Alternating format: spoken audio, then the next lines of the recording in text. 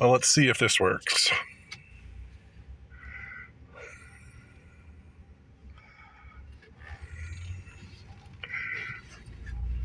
Turn right onto South Dakota 240 West. Continue on South Dakota 240 West for 7 miles.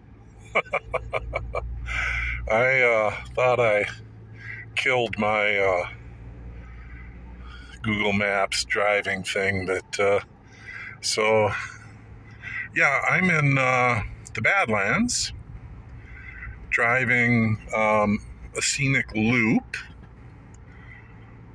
You drive east way past Wall, where Wall Drug is. Then you go south to enter the park.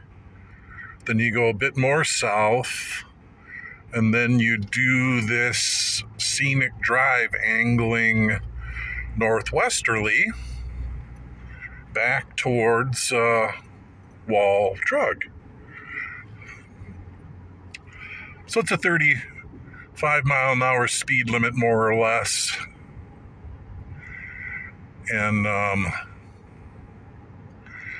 yeah, I've never been through here before. If you're staying in the Black Hills, you've got a solid hour just to get to the part of the interstate that you exit, to go 10-ish minutes south to get to the park entrance. So this is definitely something that you need to do on purpose and invest some time in. At the exit, there was a Minuteman missile silo visitor center on the north side of the interstate, and that's something I've wanted to do. So I thought, well, I'll do that before I go to the Badlands. And sure enough, it had a closed sign on it when I drove up. So any missile tourist things I'll definitely call before I go to. So I'm just going to do maybe 15-ish minutes of video here.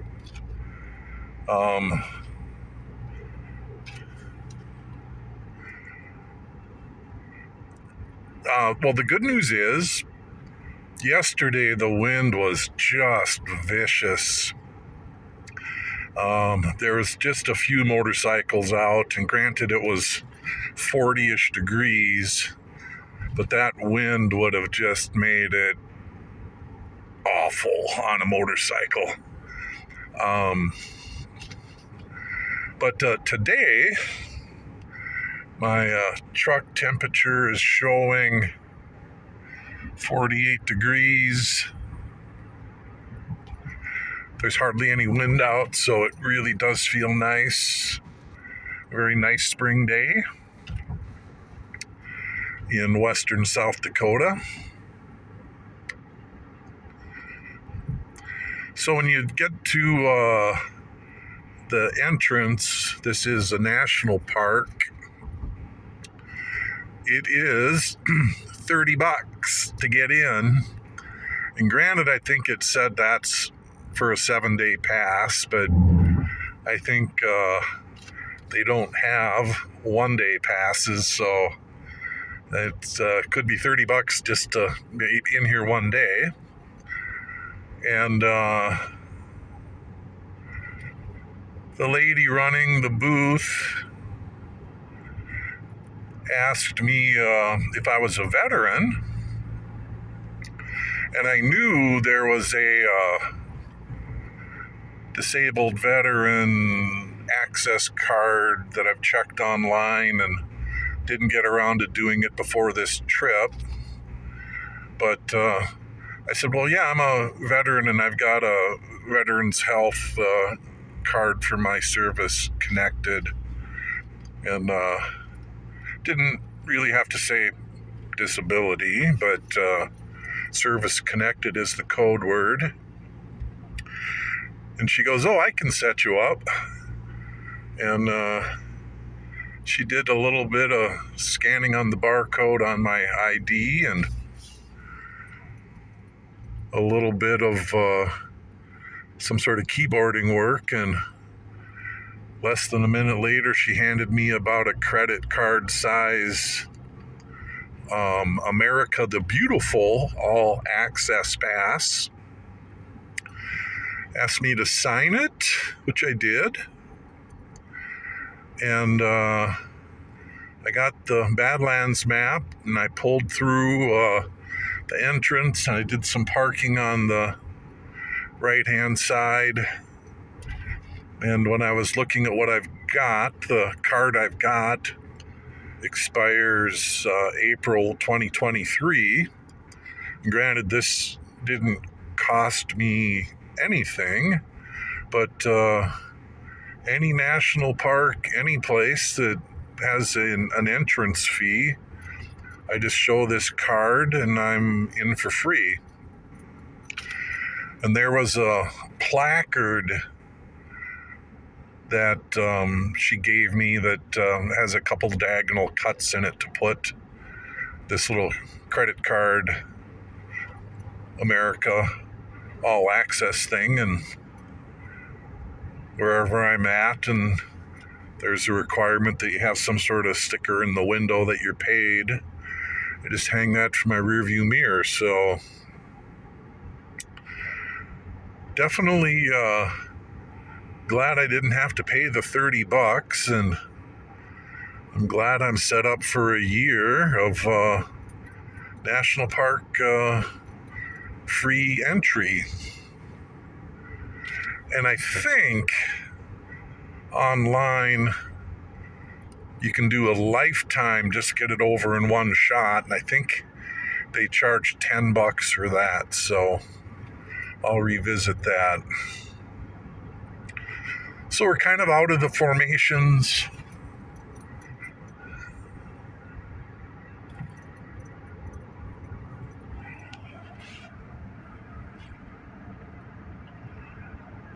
Doing my passenger window, which is a northbound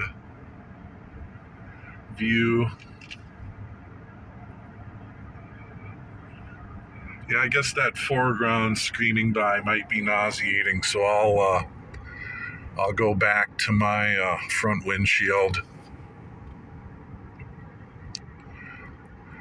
So this is Monday, which technically would be the third day of my Black Hills vacation, where using my Veterans Health ID card that I have now and access rights to Ellsworth Air Force Base, doing my driver's window here. Change hands.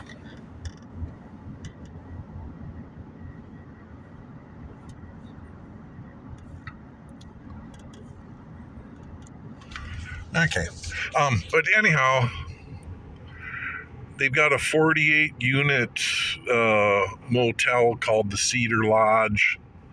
From September through end of April, it's what they call their winter season, where they only charge $40 a night. When spring is here, it's $90 a night. And I think summer is June, July, August, September. It's either $100 or $110 a night. 2-room suite, so the living room has a couch with a pull-out so you could do 4 people. Desk in the corner, which I'm going to do some work from home. Work. Wednesday, Thursday, Friday. The kitchen, they have a sink and a microwave, full-size refrigerator, but the oven and toaster is centrally located on the first floor, the middle of the first floor. They don't want you using a heated cooking appliance in the rooms, so I did buy a few things, Jimmy Dean breakfast, that just microwave. But I threw a full-size bag of ice in there first thing and had some brandy and Cokes and got some milk and a gallon of spring water, and I'm set there.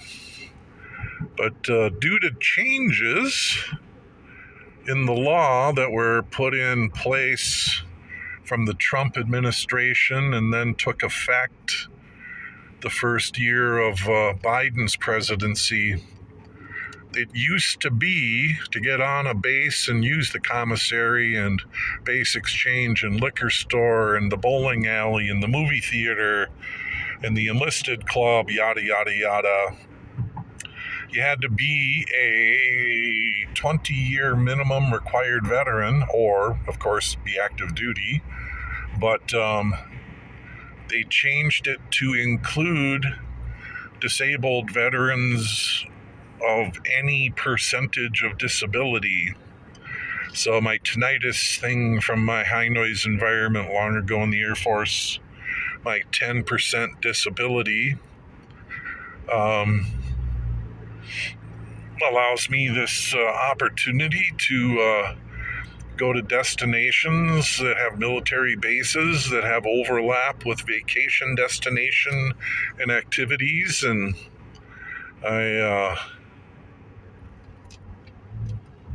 I'm really liking this first experience at Ellsworth Air Force Base. And in a quarter mile, turn right onto Bigfoot Road, Bigfoot Pass Road. Okay, so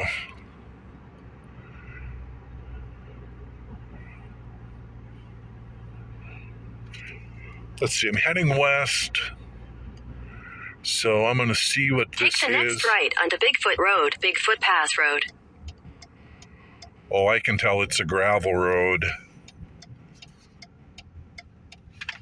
Yeah, I'm not taking that all the way north to the... Continue on Bigfoot Road for 8 miles. No, I'm not. I'm actually going to look at the map.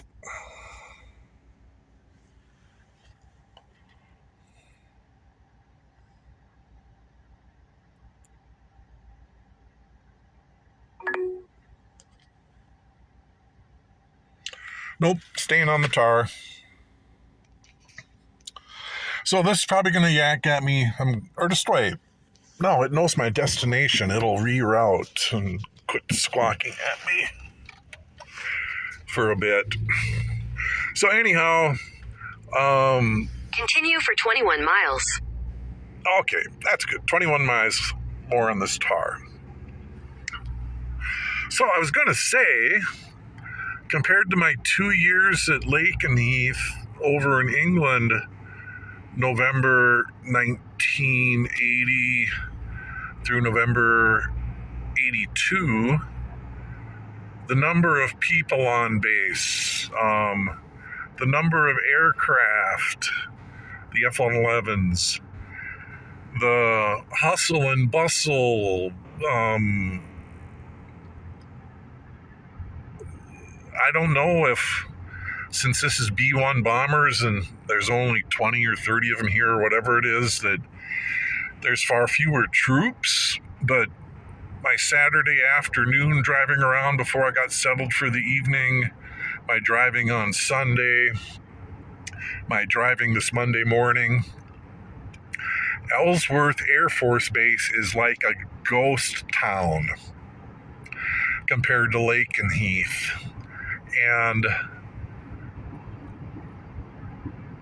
literally, I haven't seen any people either in or out of uniform walking anywhere, doing anything.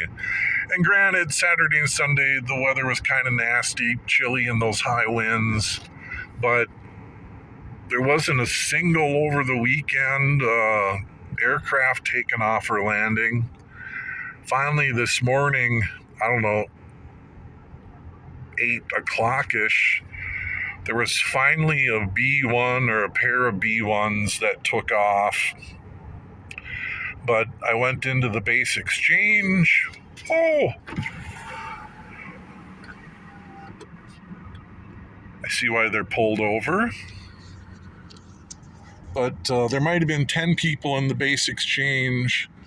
There were a few more people in the commissary when I went there. But at any given time, there were hundreds of people at the base exchange or the commissary at Lake and Heath. So I'm going to see if I can zoom in. 1, 2, 3, 4 bighorn sheep. Okay, that's 10 zoom, so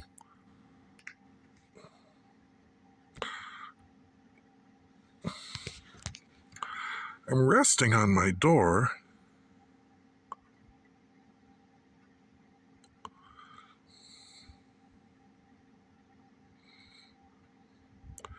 It's like that's my pulse. I'm looking at my hand, it's not visibly jiggling.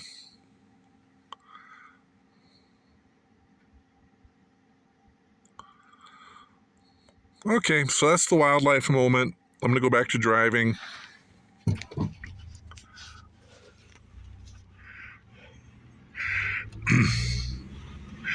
So even this 48-unit lodge that I'm in, which is 2 stories, 24 two-room suites per floor, there were 3 cars in the parking lot Saturday, 1 more car in the parking lot on Sunday. Okay, I can tell that's still zoomed. There, I think I'm back to, well, it's 1.6x, but I'm not going to record too much more here. But, yeah, the buildings here, the barracks, there were 3 different barracks that were brand new as of, I think, 2021 or 2020. They're only 2 or 3 years old, and they look more like condos or townhouses. A lot of the different buildings here, I mean, it's not a ratty old Air Force base like Cannon Air Force Base or Mountain Home Air Force Base in Idaho, Cannon being New Mexico. But the dorms on Lake and Heath were like from the 60s or 70s. But this is definitely a premium location, this Ellsworth Air Force Base. And granted, it's B1s there now, but I think whatever the new thing coming, the B21s, which I'm embarrassed to say I haven't kept up on, they're going to be based out of Ellsworth Air Force Base. So 1 more day of vacation tomorrow. It's going to be the nicest day of the week, it looks like. And I haven't figured out what I want to do. I might drive south to Hot Springs, which is south of Custer State Park by maybe even an hour. So it's probably going to be a 90-minute drive to get there. But I've been there once before in early 90s. But anyhow, I'm going to close out this video and post it when I'm back to my lodge room. Over and out.